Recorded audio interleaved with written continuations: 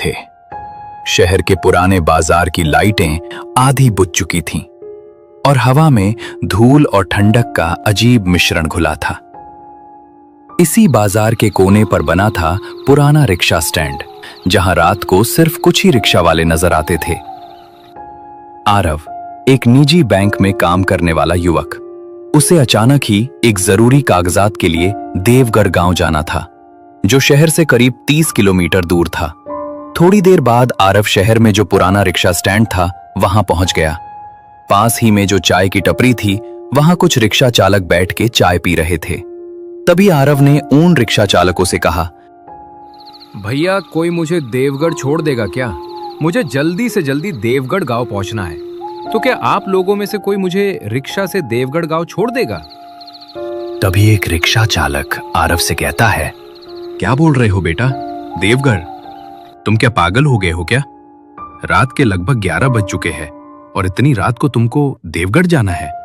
माफ करना बेटा, लेकिन हम लोगों में से कोई भी तुमको इस समय देवगढ़ नहीं छोड़ सकता। हाँ बेटा, इस समय तुम देवगढ़ जाने का तो भूल ही जाओ। अब तुम यहाँ से घर लौट जाओ और कल सवेरे देवगढ़ चले जाना। लेकिन भैया, मुझे तो किसी भी हालत में देवगढ़ अभी जाना है।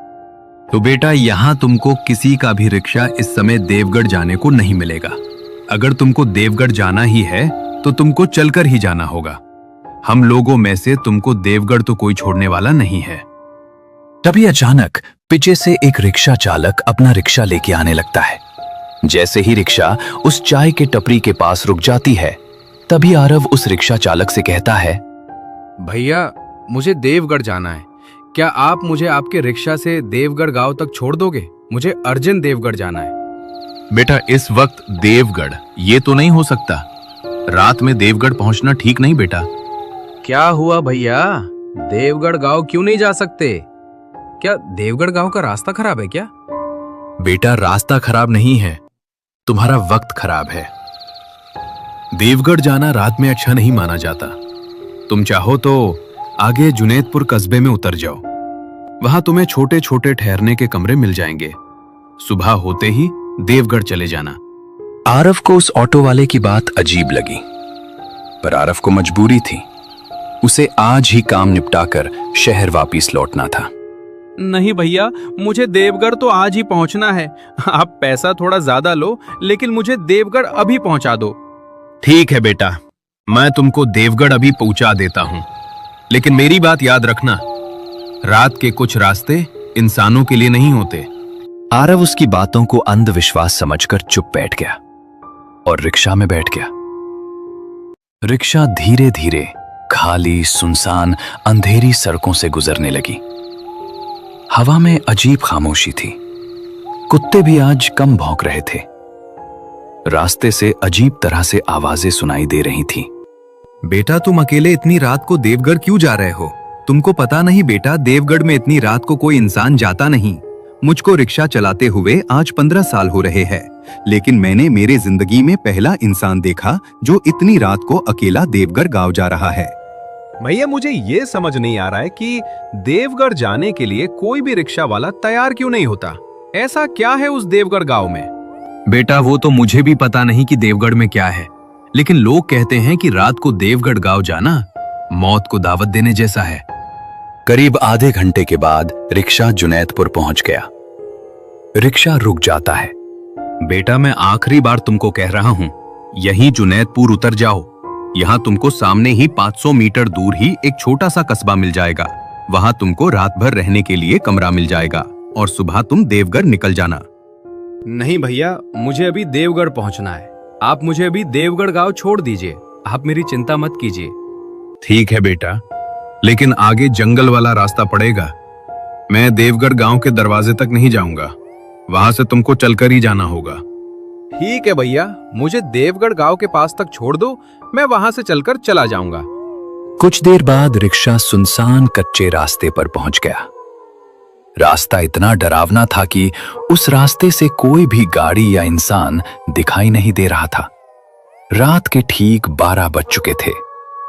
इधर उधर से उल्लुओं की, जंगली जानवरों की आवाजें आ रही थीं। ऐसा लग रहा था कि रिक्शा के आगे कोई उनको बुला रहा हो। थोड़ी ही देर बाद रिक्शा देवगढ़ गांव के नजदीक पहुंच जाता है। बस बेटा, मैं इससे आगे नहीं जा सकता। यहां से देवगढ़ गांव पास में ही है, आधा किलोमीटर। भगवान तुम्हारा भला करे बेटा, तुम अच्छे से देवगढ़ गांव पहुंच जाओ। रिक्शा वाले ने तुरंत अपना रिक्शा घुमाया और वापस लौटने लगा। आरव उसे आवाज देता रहा, पर उसने पीछे मुड़कर नहीं देखा। अब आरव अकेला था। रास्ते के दोनों तरफ ऊंचे ऊंचे पेड़ थे। हवा उनकी शाखाओं को हिलाकर एक भयानक फुसफुसाहट पैदा कर रही थी। आरव ने अपना बैग ठीक किया और आगे बढ़ा। कुछ कदम चलने पर उसे एक टूटी चाय की दुकान दिखी। दुकान बिल्कुल सुनसान थी। उस दुकान के पास कोई नहीं था, सिर्फ एक लालटेन के और एक लकड़ी का बेंच था। थकावट से टूट चुका आरव उसी पर लेट गया। करीब 20 मिनट बाद आरव को किसी के चलने की आवाज आई। आरव चौकन्ना होकर खड़ा हो गया। तभी सामने से एक लंबा, दुबला, पतला आदमी, काले कपड़े, कंधे पर फटा कंबल धीरे धीरे आगे आ रहा था। भैया रुकिए, क्या आप देवगढ़ जा रहे हो? क्या हुआ? तुम मुझे ऐसा क्यों बोल रहे हो? भैया मुझे देवगढ़ जाना है। रात में अकेले रुकना मुश्किल है। अगर आप देवगढ़ गांव जा रहे हो तो मुझे अपने साथ ले चलिए।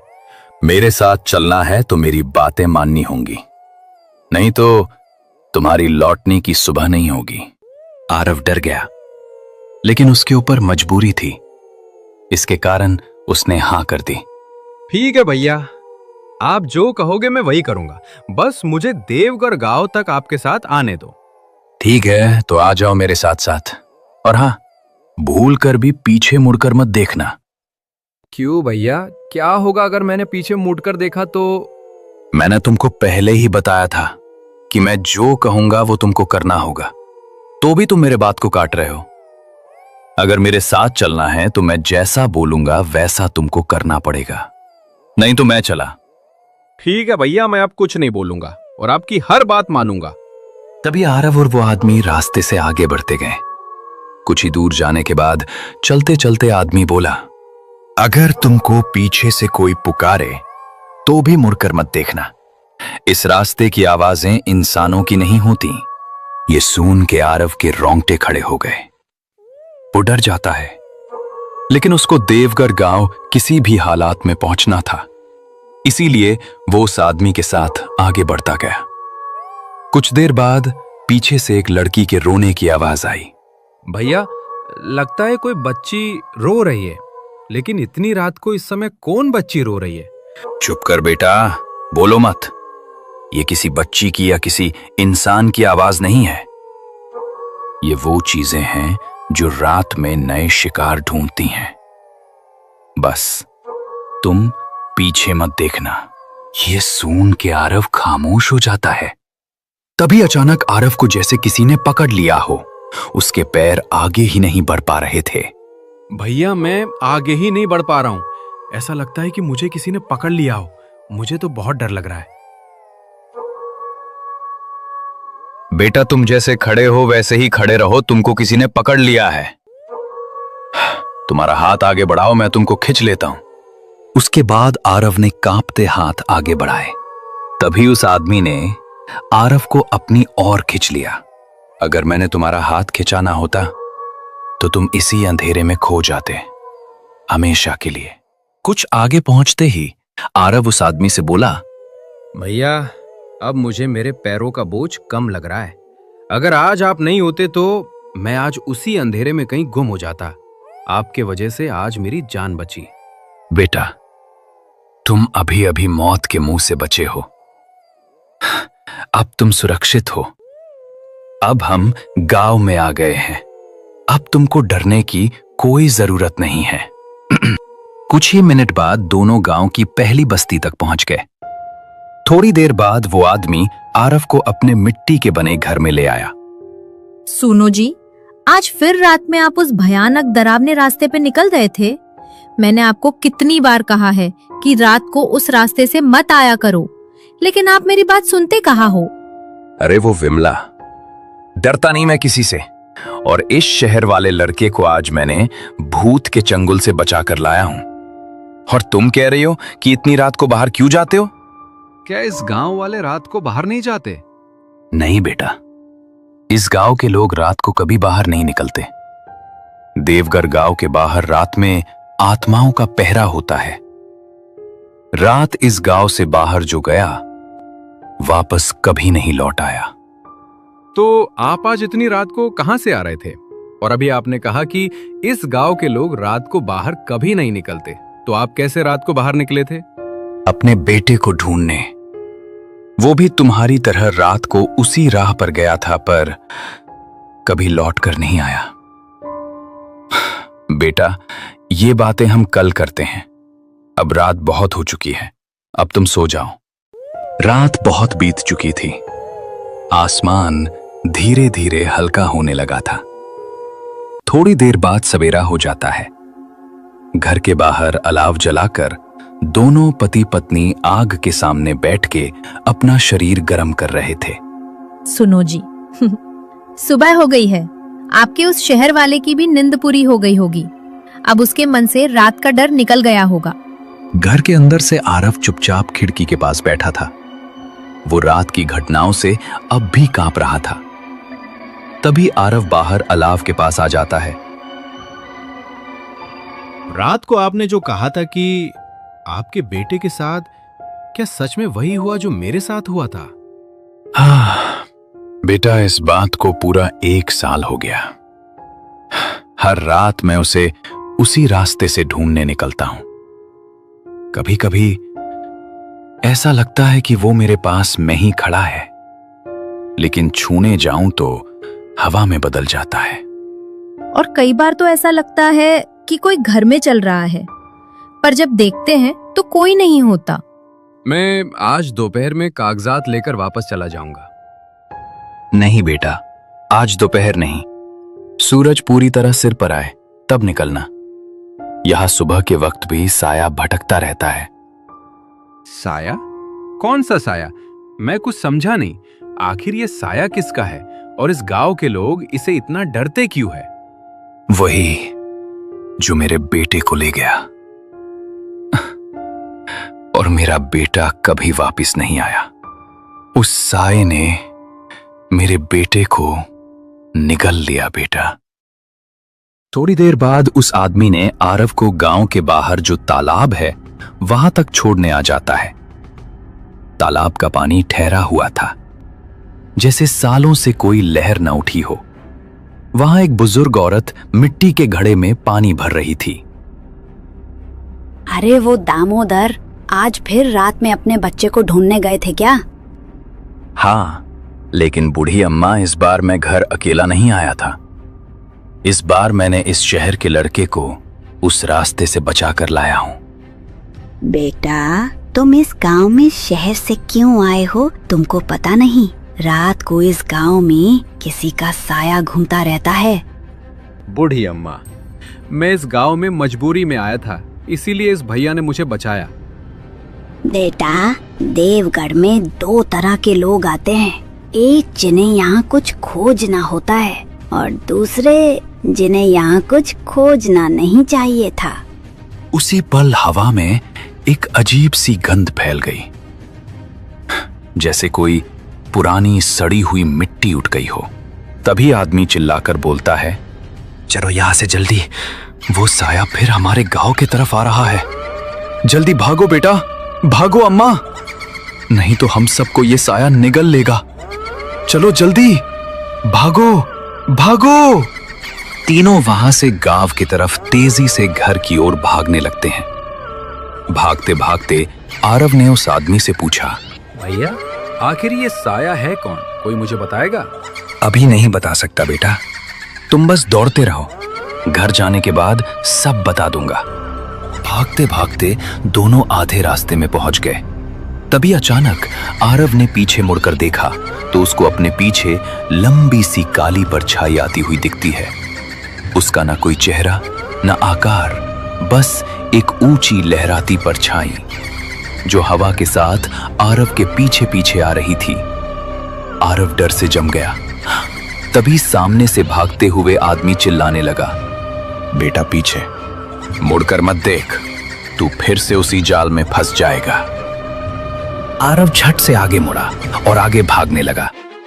थोड़ी देर बाद दोनों घर पहुंच जाते हैं। घर पहुंचते ही दरवाजे पर खड़े होकर उस आदमी ने दरवाजा खटखटाया। अरे वो विमला, जल्दी दरवाजा खोल, नहीं तो वो साया हमको निगल लेगा। तभी घर के अंदर से उस आदमी के पत्नी विमला ने दरवाजा खोला और दोनों घर के अंदर चले गए। क्या हुआ जी? आप तो इस लड़के को छोड़ने गए थे, तो आप दोनों घर वापस क्यों लौट आए और तुम दोनों इतने घबराए क्यों लग रहे हो? विमला, वो साया हमारे पीछे लग गया था। हम दोनों जैसे तैसे घर तक पहुंच गए। हे भगवान, इस गांव पे किसकी नजर लग गई है जो अब दिन में भी ये साया हमारा पीछा नहीं छोड़ रहा है? हे भगवान, ये अच्छा संकेत नहीं है। बेटा, आज जो हमारे पीछे पड़ा हुआ था, ये वही साया है जिसने मेरे बेटे को निगल लिया था। और लगता है ये साया तुम्हारे पीछे भी पड़ा है। लेकिन क्यों ये साया मेरे पीछे क्यों पड़ गया है? मेरा इससे क्या लेना देना? क्योंकि तुम देवगढ़ में ऐसे दिन आए हो जिस दिन ये साया नए मेहमान को ढूंढता है। क्या मतलब? आप कहना क्या चाहते हो? आपका मतलब कि मुझे ये साया मारना चाहता है? आज इसके चुने हुए व्यक्ति की मौत का दिन है। उस आदमी की बात सुनकर आरव का चेहरा सफेद पड़ जाता है। मेरी मौत का दिन? आप क्या कह रहे हो? मैं तो बस इस गांव में मेरे कागजात लेने आया था। बेटा, इस साये का लक्ष्य कभी अचानक नहीं होता। ये उसी को चुनता है जो किसी अधूरी आत्मा से जुड़ जाता है। लेकिन मेरी किसी आत्मा से क्या दुश्मनी हो सकती है? तुमने वही गलती की जो मेरे बेटे ने की थी। कौन सी गलती? रास्ते में रात को किसी पुकार का जवाब देना, जो मेरे बेटे ने की थी और कल तुमने की। मैंने तुमको कल रात को समझाया था कि पीछे मुड़कर मत देखो और किसी का जवाब मत दो, लेकिन तुमने मेरी बात नहीं सुनी। ये सुन के आरव का दिल मानो धड़कना भूल गया था। उसका पूरा शरीर नीचे से ऊपर तक थर थर कांप रहा था। तभी आरव कांपते हुए बोला, कल रात को जो मुझे रोने की आवाज आई थी, वो लड़की जिसने बचाओ कहा था। हाँ बेटा, वही आवाज। लेकिन वो आवाज लड़की की नहीं थी। वो उसी साए की लुभाने वाली पुकार थी। जो भी उसकी पुकार पर ध्यान देता है, वो उसके निशान पर आ जाता है। तो अब मैं उस साये के मौत का शिकार बन गया हूं क्या? तभी उधर से उस गांव की बुरी अम्मा आने लगती है। बेटा, तुम उस साए की शिकार तो बन गए हो, लेकिन बच भी सकते हो अगर अपनी किस्मत का एक काम पूरा कर दो तो। बुढ़ी अम्मा, आप जानती हैं ये लड़का इस साये से कैसे बच सकता है? साया जिसे चुन ले वो डर से नहीं, सच से मारा जाता है। कौन सा सच बुढ़ी अम्मा? बेटा, तुम यहाँ कागज लेने आए हो ना? कौन सा कागज लेने आए थे, पहले ये मुझे बताओ। मेरी कंपनी के पुराने खातों के कागजात, जो यहाँ देवगढ़ में एक बंद पड़े गोदाम में रखे हैं। दामोदर और बुरी औरत एक दूसरे को देखने लगे। उनके चेहरों पर डर की एक नई परत उभर आई थी। ये तो वही गोदाम है जहां मेरा बेटा आखिरी बार गया था। क्या आपका बेटा उस सरकारी गोदाम में गया था? लेकिन आपका बेटा उस सरकारी गोदाम में क्यों गया हुआ था? बेटा, वही गोदाम इस देवगढ़ गांव की सबसे पुराने मौतों का घर है। उस गोदाम में सालों पहले आग लगी थी। कई मजदूर अंदर फंसकर मरे थे। और कहते हैं उनकी आत्माएं आज तक उस गोदाम के बाहर नहीं आ पाईं। अब तक उस गोदाम में उनकी आत्माएं भटकती हैं। तो मैं अब क्या करूं? बेटा, अगर तुम सच में बचना चाहते हो तो आज उन्हीं आत्माओं को तुमको मुक्त करना होगा। मैं कैसे उन आत्माओं को मुक्त कर सकता हूं? बेटा, जिस कागज के लिए तुम इस गांव में आए हो, वही कागज आग के असली कारण को छुपाता है। कई मजदूरों की मौत को दुर्घटना नहीं माना गया था, वो किसी बड़े घोटाले का राज छुपाता है। बेटा, वो साया तुम्हारा पीछा इसलिए कर रहा है क्योंकि अगर तुम वो कागज ढूंढ लो तो उसके कैद किए गए लोगों की आत्माएं आजाद हो जाएंगी। मतलब ये सिर्फ भूतिया मामला नहीं, एक अपराध भी है। हाँ, और जिनकी आत्माएं मरी वो अपनी सच्चाई चाहते हैं और उनको न्याय मिलने की प्रतीक्षा कर रही है। तभी अचानक उधर से वो काली परछाई दरवाजे के बाहर दिखाई देने लगती है। न चेहरा, न आंखें, सिर्फ अंधेरा। चलो आरव, तुम्हारा समय पूरा हो गया है। ये साया तो दिन में भी आने लगा है। ये तो कभी दिन में नहीं आता था और आज तो ये घर के दरवाजे के पास तक आ गया है। इसका मतलब है इस शहर के लड़के को ये साया अपने साथ ले जाना चाहता है। तभी अचानक साया आगे बढ़ने लगा। उसकी परछाई कमरे में फैलने लगी। आरव दीवार से टिक गया। उसकी सांसें रुकने लगी। तभी उस आदमी ने एक पुरानी राख की थैली उठा ली। बेटा पीछे हट, ये मेरी आखिर की कोशिश है। उस आदमी ने उस राख को हवा में उछालकर ऊपर और फेंका। राख चमकती हुई परछाई पर गिरती है और परछाई जोर से चीखती है। साया पीछे हट जाता है। तभी आदमी सबको भागने के लिए कहता है, भागो जल्दी, नहीं तो साया फिर से जाग जाएगा। बेटा, गोदाम में जो सच है वही तुम्हें बचाएगा। जल्दी मेरे साथ बाहर निकलो। ये साया कुछ देर तक ही रुकेगा। डर से कांपता हुआ उस आदमी के पीछे पीछे दौड़ पड़ा। थोड़ी देर बाद रात हो जाती है। बाहर रात का अंधेरा अब और भी भारी लग रहा था। पेड़ों की शाखाएं ऐसे हिल रही थीं जैसे कोई बड़ी ताकत उन्हें खींच रही हो। बेटा भागते रहो, गोदाम यहीं से आधा किलोमीटर दूर है। ध्यान रखना, रास्ते में अगर कोई पुकारे मुड़ना मत और गोदाम में जाकर जल्दी अपना काम खत्म करना। मैं कोशिश करूंगा, लेकिन वो साया मुझे छोड़ तो देगा ना? नहीं, वो तब तक तुम्हारा पीछा करेगा जब तक तुम सच्चाई उसे नहीं सौंप देते। बेटा, वो रहा देवगढ़ गांव का पुराना गोदाम। गोदाम आधा जला हुआ था। कांच टूटा, दीवारें काली, दरवाजा आधा टेढ़ा। दोनों गोदाम के दरवाजे के अंदर चले जाते हैं। अंदर की हवा बिल्कुल ठंडी थी, मानो पूरा गोदाम मृत आत्माओं की सांसों से भरा हो। भट्टी की गंध, जली लाशों का एहसास और दीवारों पर गहरे काले हाथों के निशान। आरव की टांगें कांपने लगीं। ये कैसी जगह है? बेटा, यहीं वो सभी मजदूर चलकर मरे थे और यहीं बंद है वो राज जिसके लिए तुम आए हो। दूर एक लोहे की अलमारी थी, धूल से भरी, पर ताला टूटा हुआ। दोनों अलमारी के पास पहुंचते ही आरव ने अलमारी खोली। अंदर फाइलें, पुराने रिकॉर्ड और एक मोटा रजिस्टर था। उस आदमी ने झट से रजिस्टर उठाया और आरव को दिया। बेटा, यही है मौत का सच। आरव ने उस रजिस्टर को खोला। उसमें साफ साफ लिखा था, मजदूरों की मौत कोई हादसा नहीं थी। गोदाम मालिक ने बीमा राशि पाने के लिए जानबूझकर आग लगवाई थी।